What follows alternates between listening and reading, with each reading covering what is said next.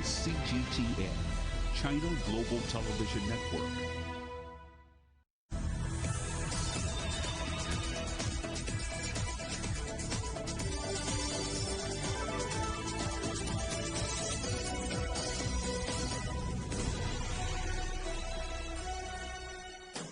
Live from London, this is Global Business. Hello, welcome to the programme. I'm Jamie Owen. And I'm Juliet Mann. Our top stories. Turkey hails significant progress at talks to end the war in Ukraine, based on the country accepting neutral status. Russia says it'll drastically reduce attacks around Kyiv after another day of military strikes near Ukraine's capital.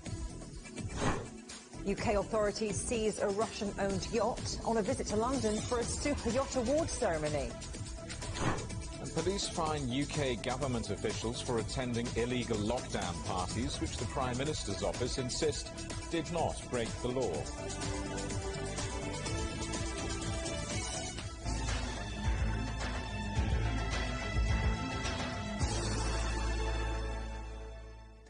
Russia has said it will scale back military operations in northern Ukraine after the country proposed neutral status with security guarantees to protect it from further attack. Peace talks have been taking place in Istanbul, hosted by Turkey, which is appealing for an immediate ceasefire. Well, our correspondent Mikhail Bardavid is in Istanbul for us. Mikhail, some positive noises from the peace talks in Istanbul.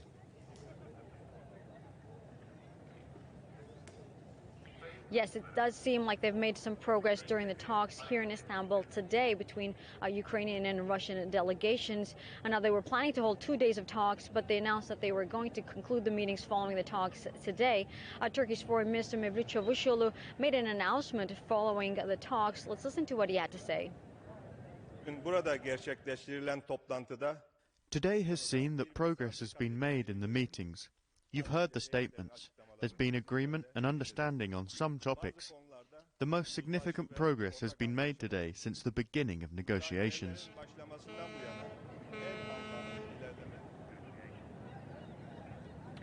Well, Turkey actually hopes and plans to finally, eventually be able to host the presidents of Russia and Ukraine for talks in Turkey as well. Now, regarding the progress being made today, Ukraine has proposed a new security system. Accordingly, Ukraine would adopt a neutral status. That would mean it would not join any military alliances, and it would not host bases of foreign troops as well. In return, it would have security guaranteed by guarantor states. They've also identified some countries that could potentially be these guarantor states. Turkey was included among those countries, as well as Israel, Canada, and Poland. The proposal would also include a 15-year consultation period regarding the status of Russia annexed Crimea, which has been a major issue of conflict between the two countries. In a very important development regarding fighting on the ground, Russia's deputy defense minister has announced that Russia has decided to scale down fighting and its military operations near Kyiv and Chernihiv. So this is to create an atmosphere for the potential conditions for dialogue. So some progress here in Istanbul. Istanbul, thank you very much. Whatever the sentiments emerging from the peace talks, Ukraine's President Volodymyr Zelensky says Russia's assault on Kyiv continues. Moscow claims to have destroyed a fuel depot near the capital. Russia also struck the regional government headquarters in the city of Mykolaiv. Our correspondent Yolo Abdavid is in Lviv in Ukraine. Yolo, President Zelensky has been speaking to the Danish parliament. What did he have to say? Well, he thinks that there's more brutality and violence being shown now than the Second World War. He thinks what's happened in Mariupol are crimes against humanity, and I think he is planting a seed there for the future, for a future political reckoning.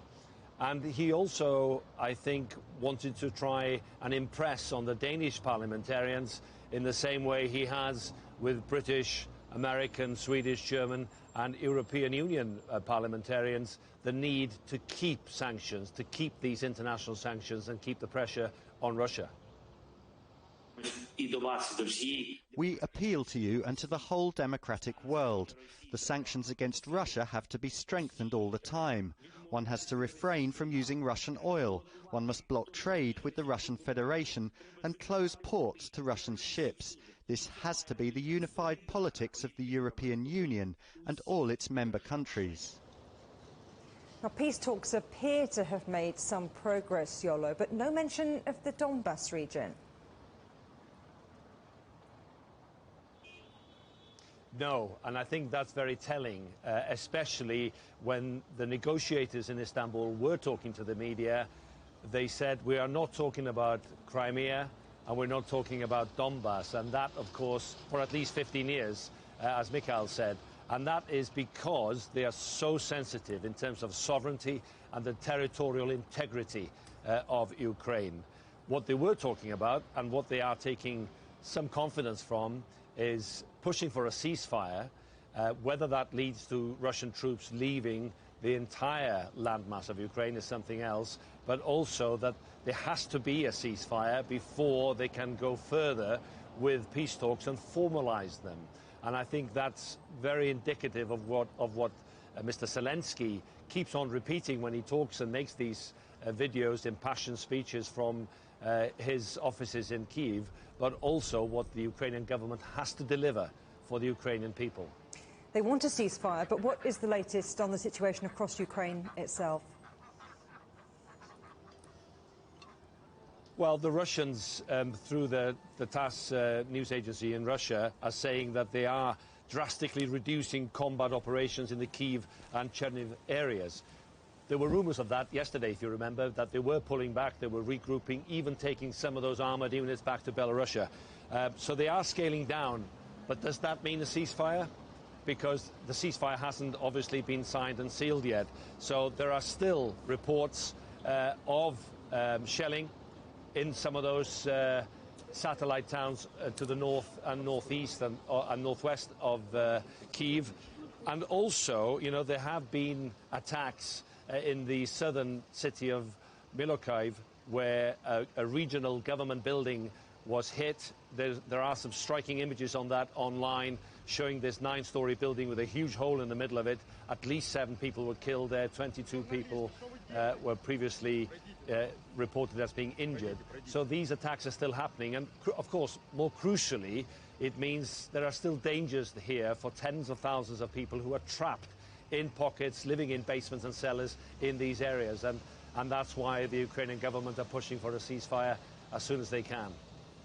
Yelo David in Lviv, thank you for that update. So what is life like for Ukrainians who've remained in their country throughout the invasion? Well, earlier I spoke to Inna Solson, a Ukrainian MP in Kyiv.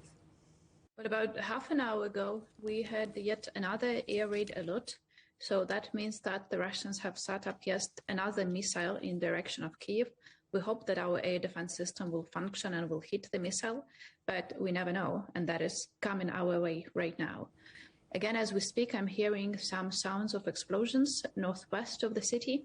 We do not know which side is setting those explosions, but I believe that that is just the sign that there are major battles still taking place northwest of the city. Ukrainian army has regained control of the city of Irpin, but other cities around Kyiv from the northwest, like Bucha and Hostomel, are still a contested territory. So I believe what I'm hearing right now are the sounds of the battles for those territories. And the situation in Kyiv is, well, the city itself is very quiet. There are hardly any people on the streets, and it's just very unusual, the situation we're in, let's put it this way. It's unusual. We are into the second month of the invasion. How is morale among the people that you've been meeting? The morale is as high as it was. I would say that it is actually growing, because with every single death we learn about, with every single rape case where we know that the Russian soldiers raped Ukrainian women, with every single missile strike that we hear, we just realize that this is the level of evil that we're dealing with, and we have to fight back. So people are not willing to surrender, and actually this mood that we should keep on fighting until we win is actually growing with every day, no matter how terrible the atrocities that Putin is doing here are. I'd like to get your reaction to what's been happening in Istanbul, the peace talks. There seems to be some sense of optimism coming out of those. Well, I wish there was an easy or, well, at least some diplomatic solution to the problem. But from what we are hearing, I'm rather pessimistic about those results, because we hear that there is some talks about neutrality. Well, I will remind everyone listening that we were officially a neutral state in 2014 when Russia annexed Crimea and started the war in Donbass, which killed 14,000 Ukrainians. And then also, leading from those talks, we hear that the question of Donbass and the question of Crimea will be decided upon separately. So that means that there is no solution on those issues. And that means that even if we have a deal right now, we will have no guarantee that we will not get into yet another war in month, year, 5 years, or 10 years from now. And that means basically that, well, my son will inherit this war as well. And that is probably the worst case scenario, is having this frozen conflict, which can erupt any second. Sources close to the Russian billionaire Roman Abramovich say he suffered symptoms of a suspected poisoning at an informal peace talk earlier this month. The former Chelsea Football Club owner, seen here at the talks in Istanbul today, reportedly suffered sore eyes and peeling skin. Russia has dismissed the allegations, saying they're part of an information war. Well, let's talk to our correspondent Stuart Smith in Moscow. And just a reminder that Russia's new media law severely limits what correspondents in the country are able to report. Stuart, what's the Kremlin's response to this poisoning story? Yeah, not just Abramovich, but 2 Ukrainian negotiators as well, allegedly impacted by this allegation of chemical attack. The Kremlin says the allegations are part of an information campaign, part of the information war that is going on, and that the reports do not correspond to reality. And when journalists were asking about this, they were also asking, why is he there at all? A businessman sanctioned by the West who owns a football club. The Kremlin says, Dmitry Peskov, the president's spokesperson, that he's using his contacts, his close contacts he has within Ukraine and Russia to help the negotiation process. He's there with the permission of Russia and the Ukrainian negotiating teams, but he's not there in any formal capacity for either side, including Russia. So he's there just to make the process go smoother, he says, and was there in Turkey today. But one Ukrainian negotiator said he didn't understand why Abramovich was there. It does seem, though, based on what we've seen of him today, that both the negotiators and Abramovich have recovered from that alleged attack. Stuart, we've been reporting on the economic sanctions around Russia's neck, tightening the noose, but it's worth saying the Russian ruble has pretty much nearly recovered to levels prior to the invasion of Ukraine. Yeah, indeed. They're still at very low levels compared to the past few months, the past few years. But indeed, they've gone now higher than they were before the so-called special military operation began, and analysts are saying there are a few reasons for that. For one, all stocks rose today, but on the back of that, the uniquely Russian situation for the Russian ruble is that 2 reasons. The negotiations are being interpreted as having gone well, or at least better than expectations, and also there is still this demand by Russia that European countries or other so-called unfriendly countries will have to pay for their gas in rubles. More detail on that proposal coming out on Thursday, and the Kremlin saying it will not be selling if it's not paid in rubles. Traders believing that the European Union will be forced to give in. But on top of that, we should be clear that the economy is not working as usual. There have been numerous measures taken by the Russian government to prop up the economy and try and keep it functioning, including, for example, in the stock market, making sure that foreign traders cannot sell their shares, and also a direct investment fund ready to pump 10 billion into stock. So a so-called artificial market, as one US diplomat put it. And also, not everyone is saying that what's going on now is any close to an economic recovery for Russia. The UK Prime Minister Boris Johnson says that a simple ceasefire will not be the reason the UK government removes its sanctions on Russia, and the US says more sanctions are to come. And finally, traders that are interpreting this latest development as a breakthrough, well, the US Secretary of State Antony Blinken isn't so certain. He says he'll wait to see what Russia does, not just what it says. Stuart, thanks for that. Stuart Smith, our correspondent in Moscow. You're watching CGTN. Still ahead, Can Europe cut its gas consumption? The energy technology company campaigning to speed up the switch to renewables.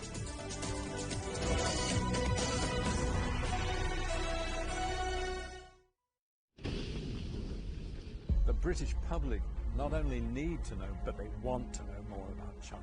70 years ago, a small group of British businessmen travelled to China to unlock opportunities between the two countries. They became known as the icebreakers. East meets West. We're now at a time when we need the icebreaker spirit. My first impression when I came to China is I noticed the similarities more than the differences. It's about understanding each other's culture. We look at the things that bring our nations together. My dad is Chinese, my mum is English. I grew up in London, but I went to China to work at age 25. Whenever I've gone to China, it's just been amazingly welcoming. The music is beautiful language and bring all the people together. I'm exploring, I'm experimenting, I'm trying something new, all in the hopes to build a bridge. And I think we definitely need more people doing that. It was only when I got to know my Chinese father in my 40s that I really got to know the other half of myself. I hope we make it another 50 years, another 500 years. Meet the bridge builders, the individuals who dared to think beyond the horizon and to open up our world, on TV and online on CGTN. I hope that you will all become icebreakers and bridge builders.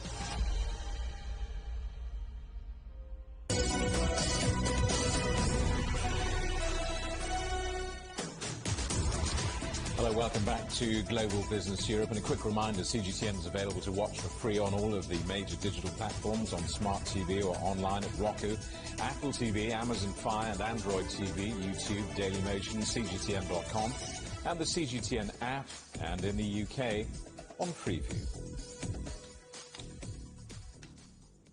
US Congress has begun its examination of President Joe Biden's $5.79 trillion budget plan. Biden told Congress on Monday his administration is making real headway in clearing up the fiscal mess it inherited. The proposal will see tax hikes for some of America's wealthiest and also increase peacetime military spending to record levels. Well, our correspondent John Terrett's in New York. John, can you explain the budget so that Jamie understands it? No, that's impossible. Nobody could do that. But I'll do my best, Juliet, for you. Look, yesterday we were live on the air and we broke this story because it was coming in. We know many more details now. It is a $5.8 trillion ask by the President in the White House of the Congress. He won't get it all. He'll get some of it. He'll probably get most of it, actually. And it is called Fiscal 2023, which runs from October of this year through to September of 2023. And the overarching headline is Security at Home and Abroad. So what are the details for our Jamie? Well, and everybody else. Well, military spending is going up by 4%. By $31 billion. This is important because the elections are coming up in November. One of the things that the Republicans will attack him over most likely is failing to spend enough on the military. So he's trying to put that right. Overall military spending way over $800 billion here now, including $7 billion for the Ukraine situation. There's a record request going in for climate change. Very difficult to imagine he'll get all of that, given the way things are here. But anyway, the bid is in.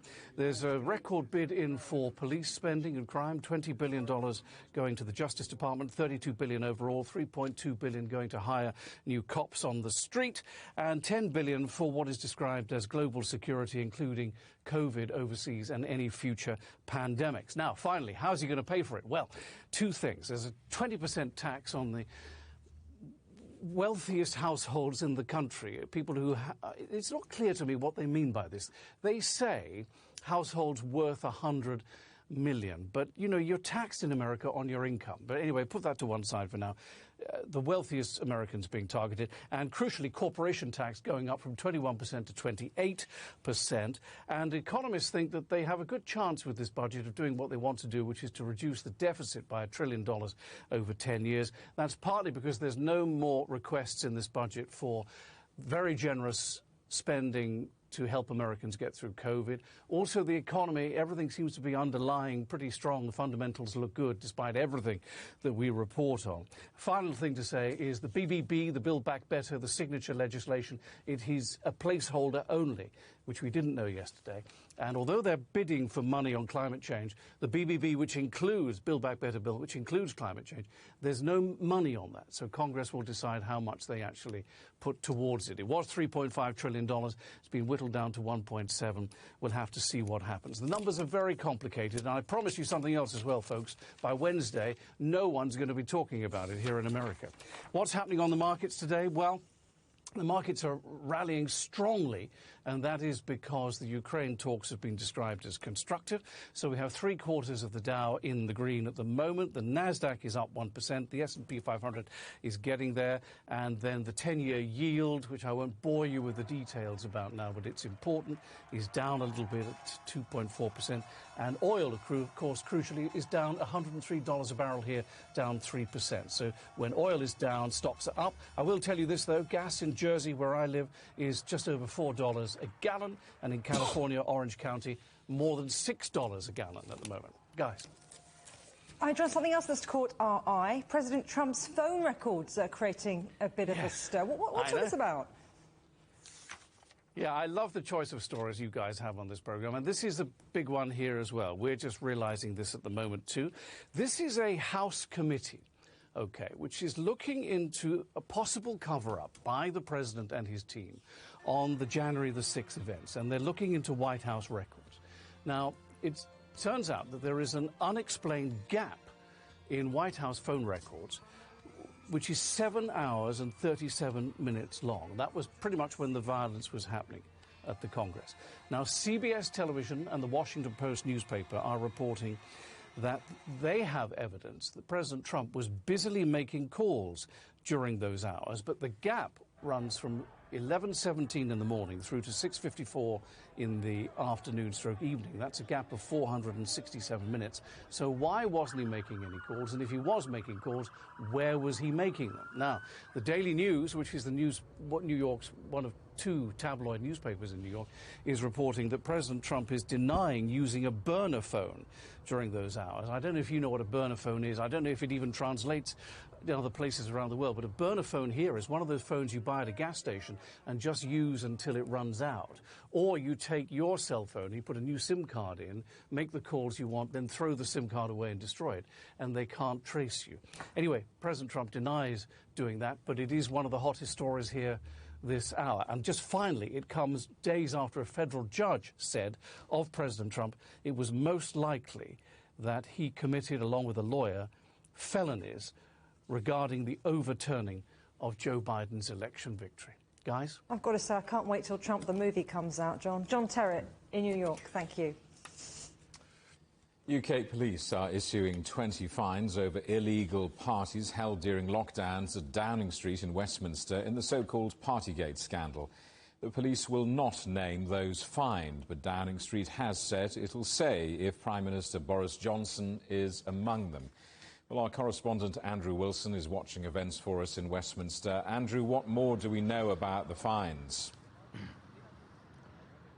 Well, 20 fines are issued. That's been confirmed by the Metropolitan Police, and what that tells us is that the investigation is underway and that it's started to yield results. The police have made it clear there's more to come, not necessarily fines, but they say they have more material to go through, more evidence to look at, more people to talk to. So this is a work in progress. Now, the fines are called fixed penalty notices. Now, if you drive too fast on the UK highways, if a camera flashes you, you get a fixed penalty notice through the mail, and you have to pay a fine within 28 days, and then that's the end of the matter. No criminal record, no concerns with your record as a citizen. It's just a fine that you pay for breaking the law.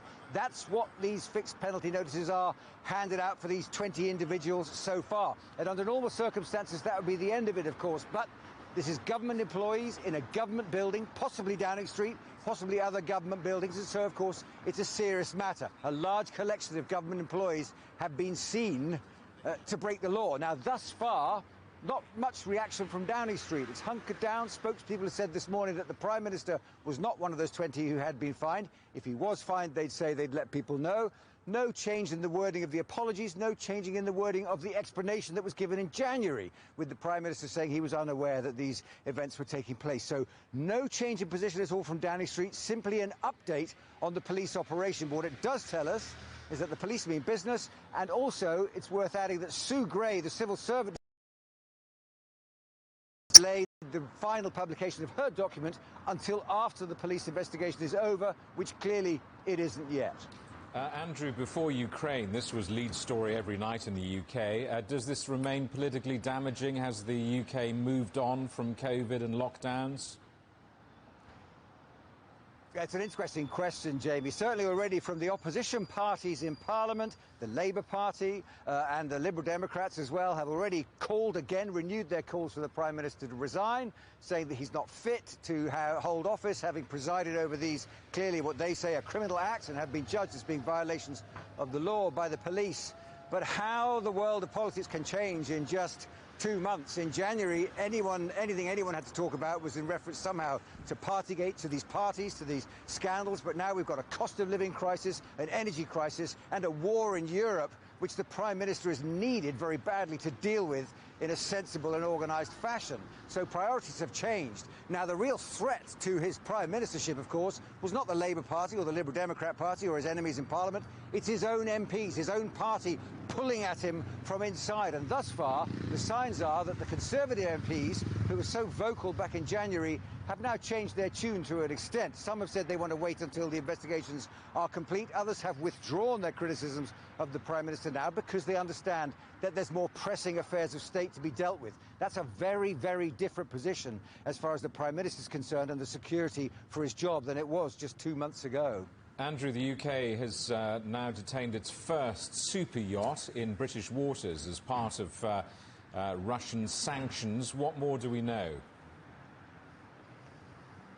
Well, I've had a look at some pictures, Jamie, and it's a very, very smart yacht, I have to say. It's dark blue, it's shiny, it's sleek, I've just got a note here, it's 60 metres long, it's called Phi, the 21st letter of the Greek alphabet, I think, so that makes it very stylish. The brochures say it has an infinite wine cellar, a penthouse flat, and a swimming pool and all the rest of it. Now, this was docked in Canary Wharf, a few miles down from our position here at Westminster, at an awards show for yachts, no less, when it was impounded by Department of Transport working with Border Control and the National Crime Agency. They've boarded it, they've held it. Now, it's believed to be owned by a Russian businessman who is not currently on the sanctions list. That's one thing that's worth mentioning. But they don't know, or that name hasn't actually been released at this stage because it's registered in the Caribbean and it's flying a Maltese flag.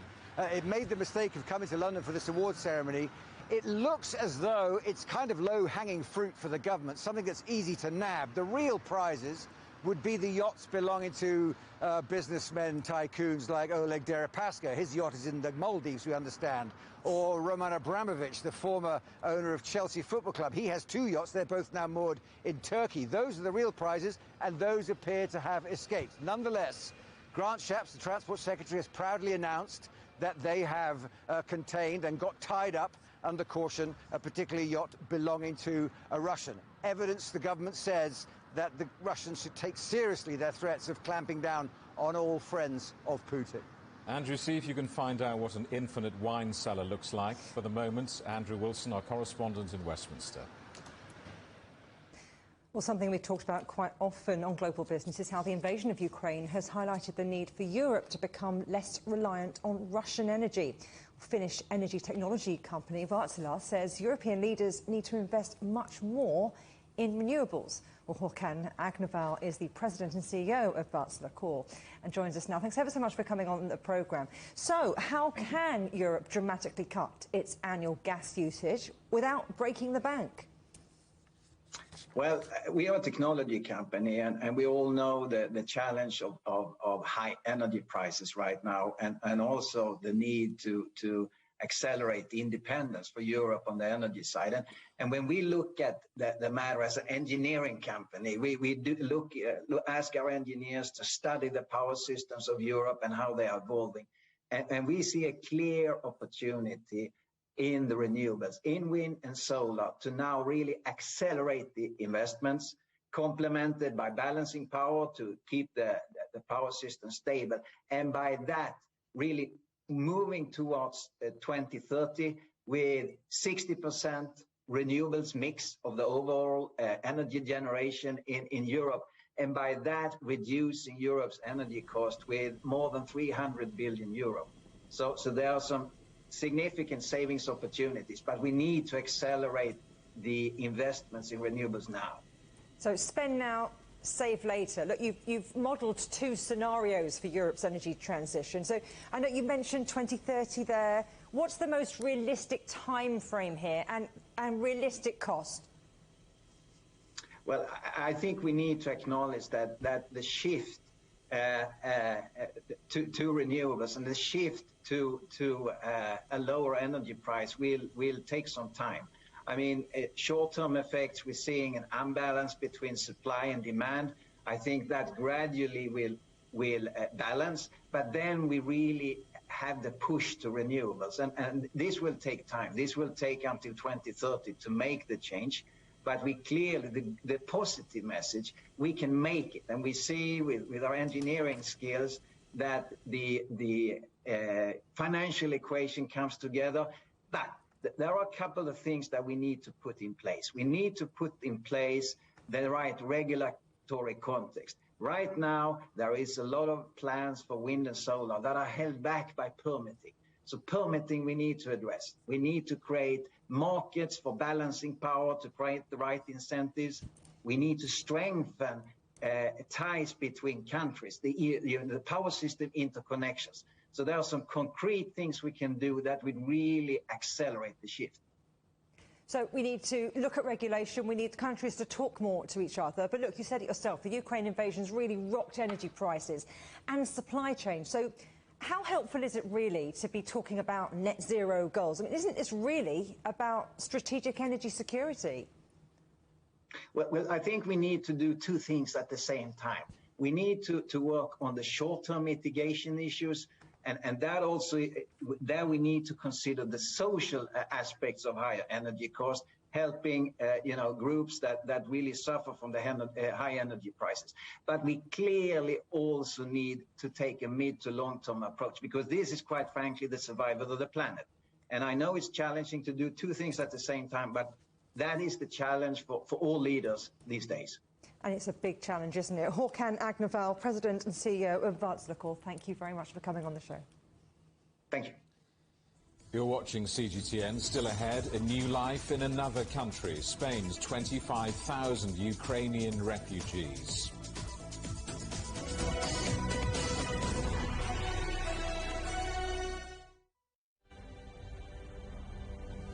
It is now important that all of us in Europe act very swiftly. Fines for the non-vaccinated will most likely be between $1,000 and $4,000. The new Omicron variant circulating in southern Africa.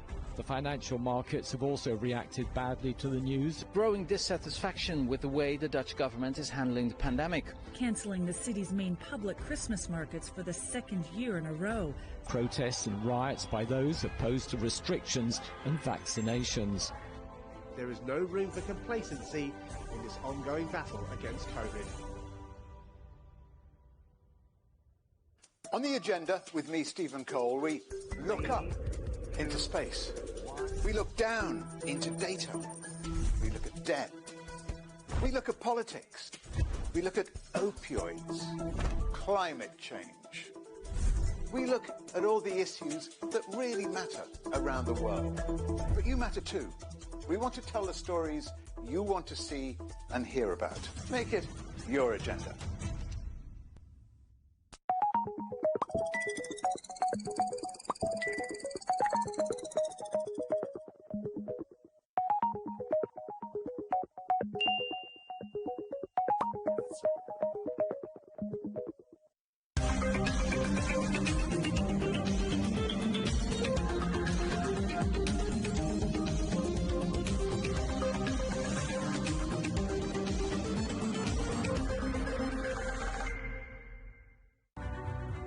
The agreement is signed. But what is the real deal now the UK has left the EU? For trade, for business, for the city, for ordinary people. Make sense of Brexit with CGTN.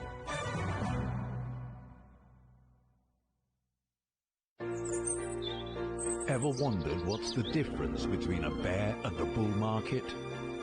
Where are the cash cows? And who are the lame ducks? And what exactly are black swans?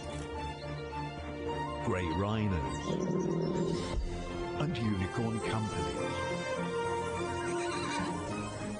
Make sense of it all with Global Business, only on CGTN.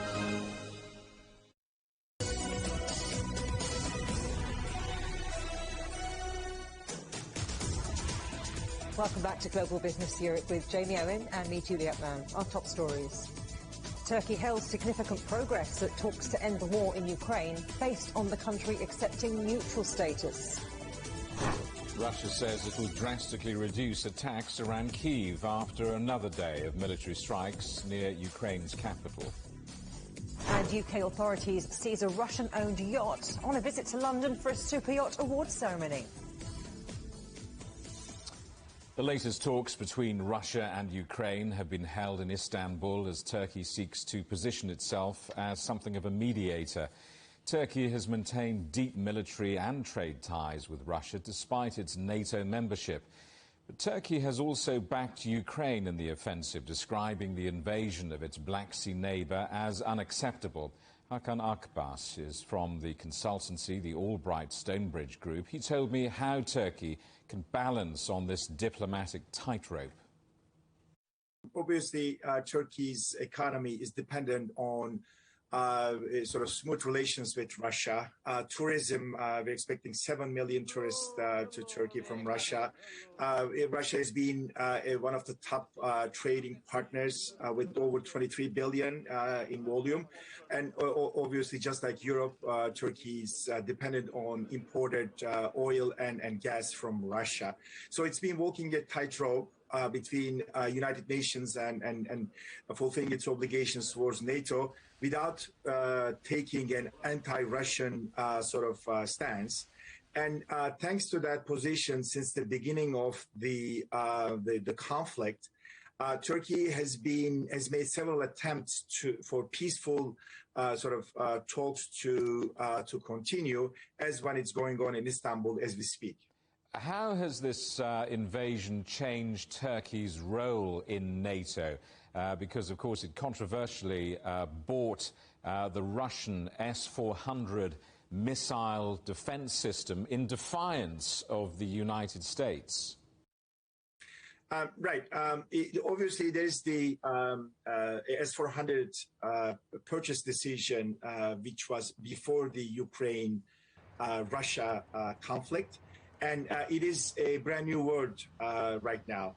So as NATO will need to redefine its mission towards now Russia and its likely path even beyond, within Ukraine and beyond Ukraine, I think Turkey's position, especially in the southern periphery of EU and NATO, has become stronger. So that has helped within NATO to President Erdogan.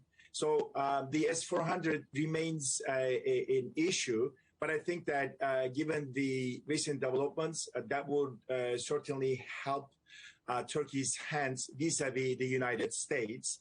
And parties have established a strategic dialogue mechanism, i.e. US and Turkey, to actually find a permanent solution to the S-400 issue.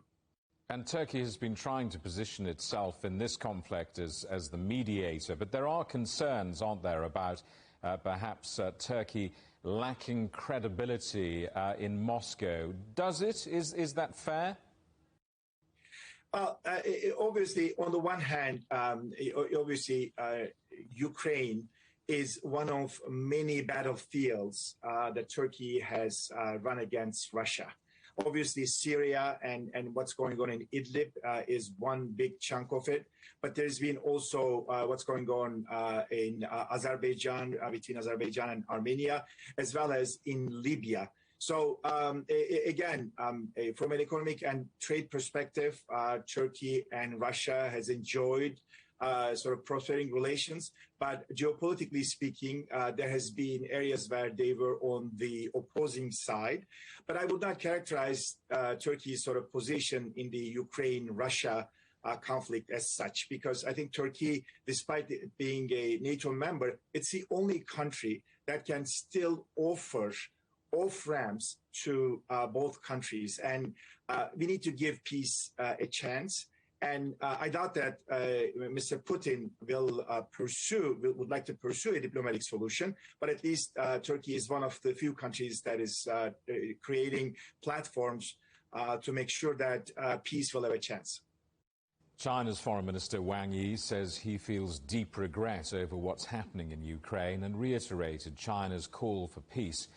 His comments came during a video call with the European Union's High Representative for Foreign Affairs, Josep Borrell. Wang said China has been pursuing its own mediation efforts and called for a ceasefire in Ukraine, something echoed by Borrell, who said China had an important role to play.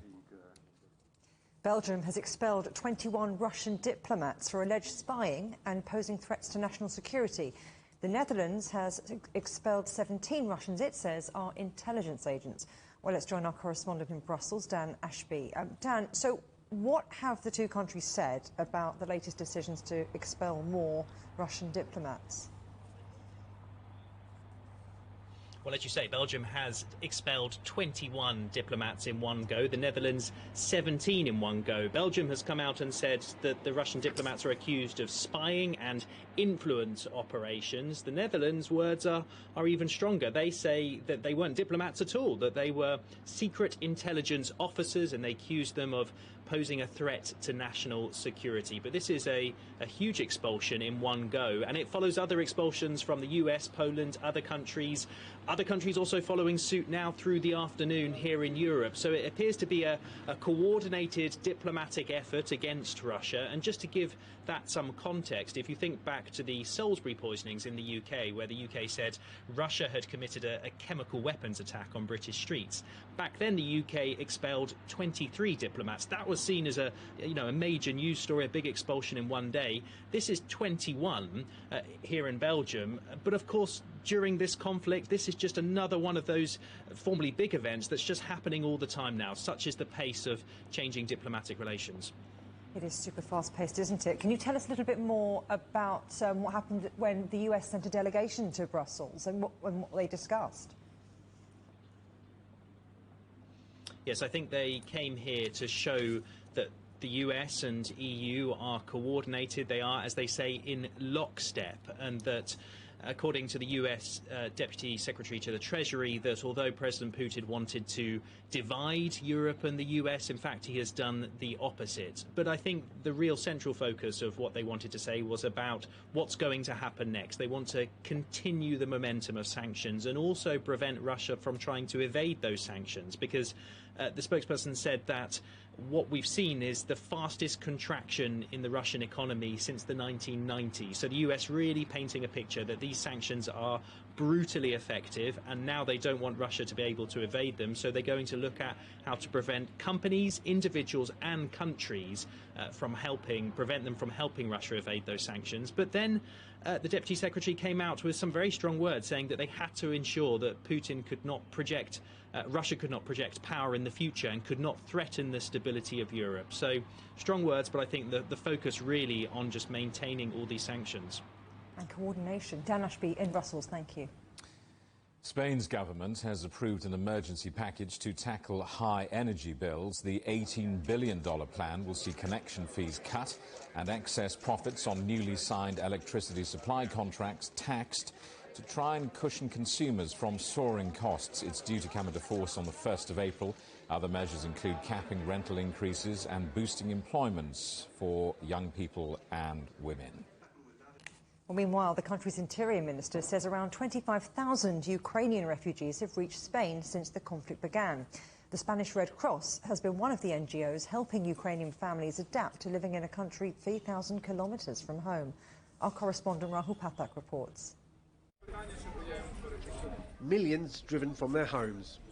Refugees making their way out of Ukraine and finding safety across Europe, using any means available. Spain, like many of its European neighbours, has been quick to open its doors to Ukrainian refugees. But for those refugees, once the euphoria of their escape fades, the realisation that you're in a foreign country with no immediate prospect of going home can be overwhelming.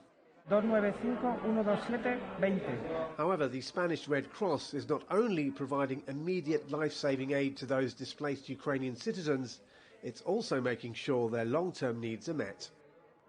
Now, the focus of this crisis centre here in Madrid is twofold. Firstly, that the basic needs of food, clothing and accommodation are covered.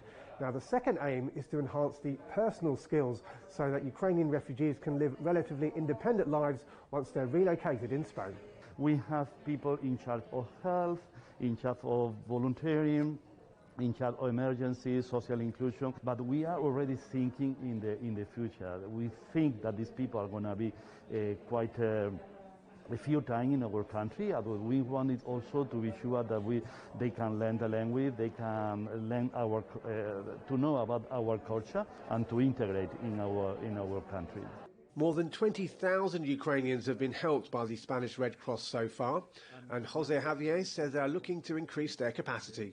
The organisation has also enlisted the help of Ukrainians already living in Spain to help their fellow countrymen adapt to life in a new country. The role of the Ukrainian volunteers that are helping us in Spain has been crucial for the operation, since they know the language, the culture, and can transmit that feeling of familiarity to refugees. Right now, we have around 390 Ukrainians helping us. But as the war in Ukraine drags on, the numbers of refugees only increases. Already 25,000 have made the journey to Spain. Most want to return home as soon as possible, but that is looking increasingly unlikely. But with the support of the Red Cross Crisis Centre and their more holistic approach, Ukrainian refugees coming to Spain know their needs will be looked after, even if their temporary stay ends up becoming more permanent. Rahul Pathak, CGTN, Madrid. Well, one of those refugees starting a new life in Spain is the Ukrainian TikToker Alina Volek. The 18-year-old has been uploading videos of the Russian invasion to her thousands of followers on social media and also documenting her 30-hour trip across Ukraine to Budapest before landing in Madrid. Prior to the conflict, she was a travel blogger. She says she hopes to return to her home one day and that this experience has taught her how precious life is.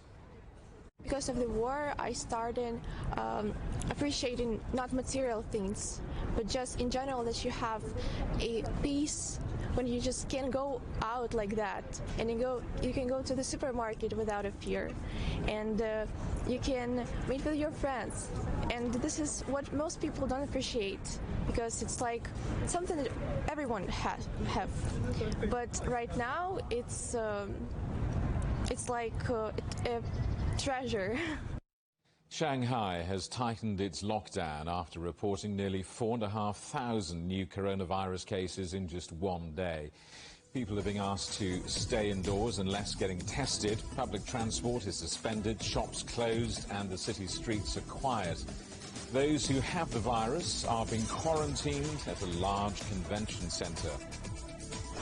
US Secretary of State Antony Blinken has been meeting Abu Dhabi Crown Prince Sheikh Mohammed in Morocco. The discussions with the ruler of the United Arab Emirates are aimed at easing disagreements over oil, Iran and the Ukraine crisis. The US wants its Gulf allies to take a stronger stance against Russia. Queen Elizabeth has made a rare public appearance to celebrate the life of her late husband, Prince Philip. The 95-year-old monarch arrived at London's Westminster Abbey with her son, Prince Andrew, in his first public appearance since settling a civil sex assault case. The Prince's funeral had only 30 people present due to coronavirus rules. Hundreds of the Duke's friends and colleagues attended this memorial service. Hollywood actor Will Smith has apologised to comedian Chris Rock after he slapped him at the Oscars. Smith, who went on to win Best Actor, said his behaviour was unacceptable and inexcusable.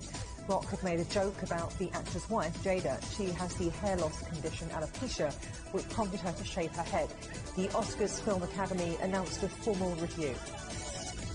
You're watching CGTN. Still ahead, the Ever Forward isn't moving forward or backward. How this massive container ship got stuck in the mud for 2 weeks.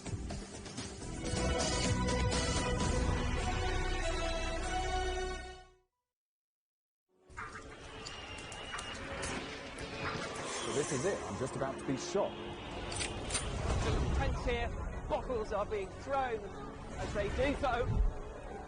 There are about 3 critical bridges here in Marawi. That's one of them. We're going to cross that bridge. As you can see behind me, police forces who are replying with gas. Gas just came in. Gas. So it's all begun now. Divisions leading the charge into West Mosul have brought us here. Just gotta be careful here with some gunshots. This is where most of the fighting has been concentrated. Is the front line now after 9 days of fighting? We're about 2 to 3 kilometers from within the front clear line. view of this front line position. Have you ever wondered how much a human life is worth? Have you ever looked up at the night sky and considered whether aliens are staring back? Or if it's even possible to measure intelligence? If that sounds like you, it's time to join the Answers Project with me, Stephen Cole. And me, Mari Beveridge. We've recruited the best brains in the world, award-winning astrophysicists, giants of medical science, and former presidential advisors to help us tackle humanity's biggest questions. Find the answers wherever you get your podcasts.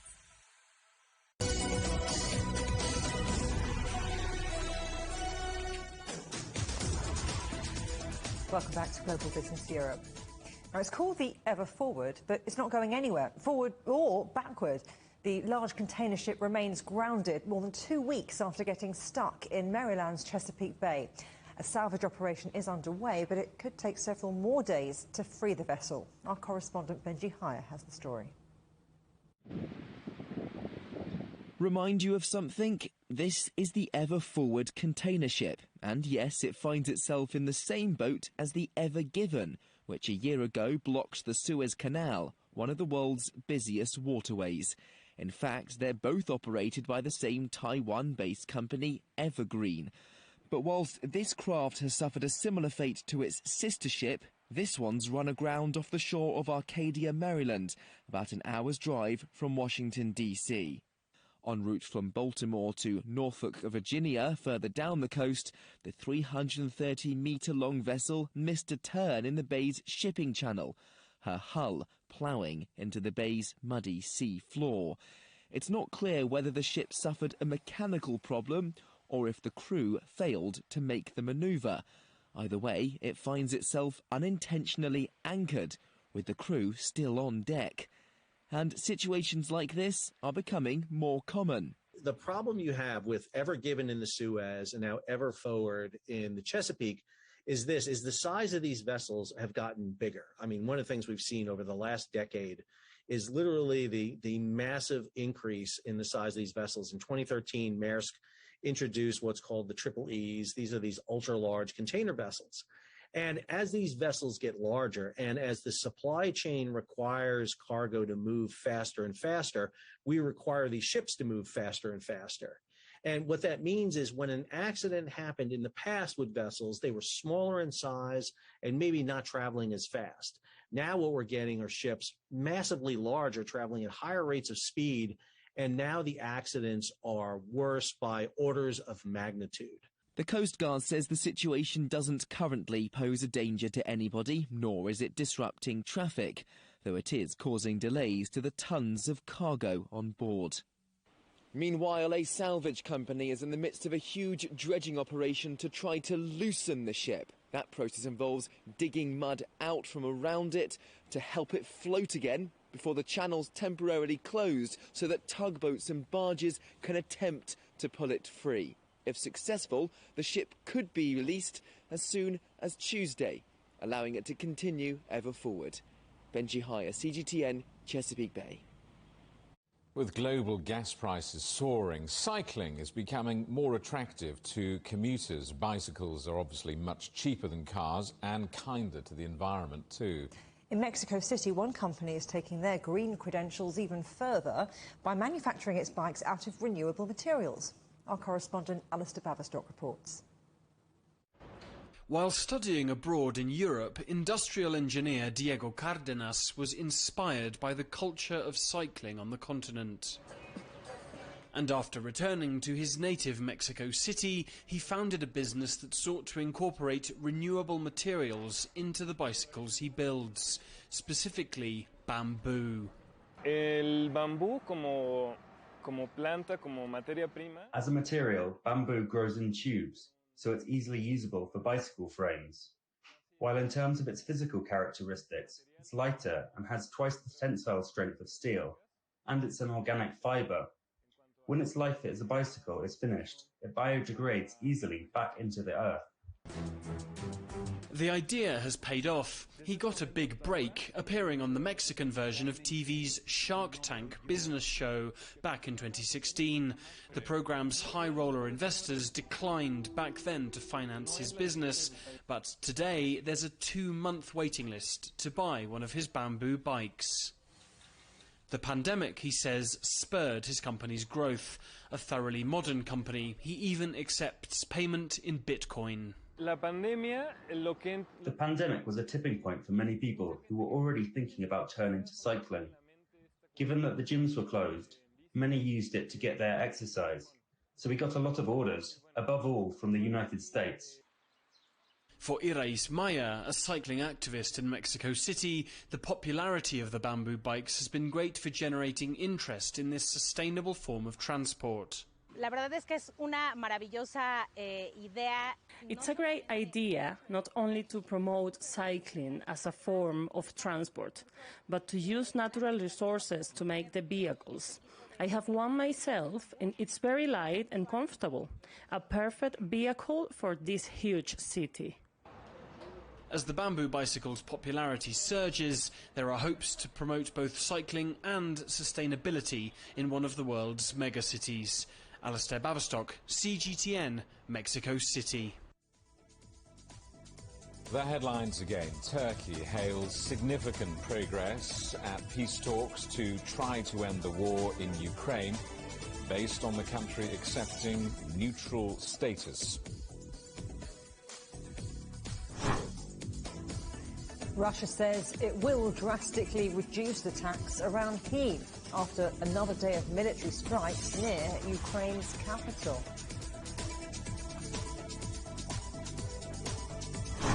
And UK authorities seize a Russian-owned yacht on a visit to London for a super yacht awards ceremony.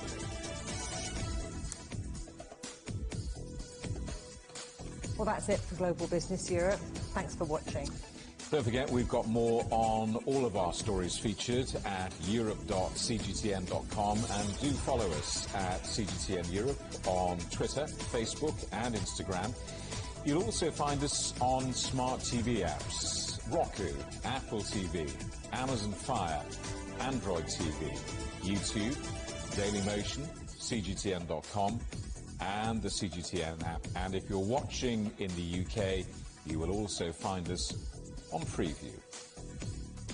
Coming up next on CGTN, it's Africa Live. But we'll see you again tomorrow. Same time, same place. From all of the team, though, here in London, goodbye. Thanks for watching.